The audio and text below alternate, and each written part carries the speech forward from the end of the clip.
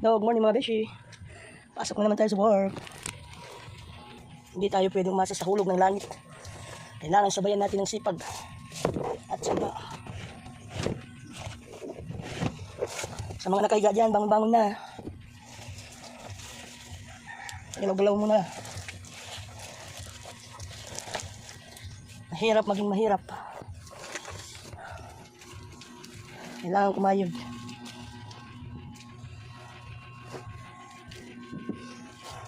Hindi pwedeng tutulog-tulog, tatamad-tamad. Kahit lotion, wala na. Wala nang laman. Oh no! Kunting pahid lang para makalipad. Walang laman.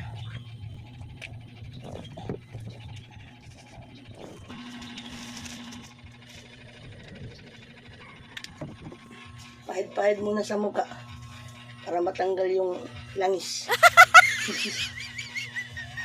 Ah?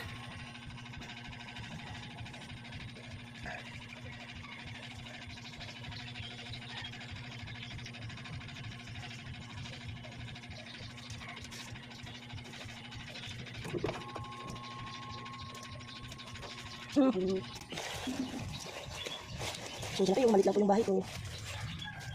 Sobrang sikip.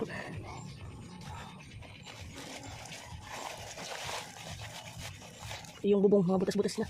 Labang budget. Kailangan magtrabaho muna.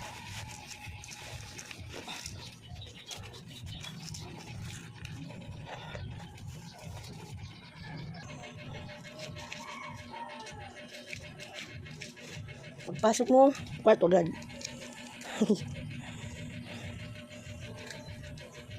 Sana pala rin para magkabahay naman. Karoon ng bahay na maayos. Yung may kusina, tsaka hiwalay yung kwarto. Wala kasi kaming sariling lamesa. Pag kumakain kami dito lang. Ito lang. Dito. Tsaka upuan. Ito labas mo. Ito, labas na. Yan lang po. Maliit yung bahay ko.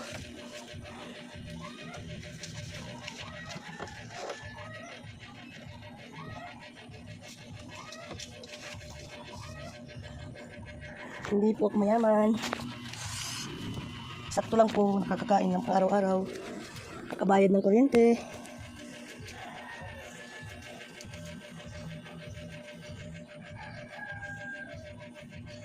Wala naman tayong maasahan iba. Kaya pag nagkasakit ako, wala mo nang kain.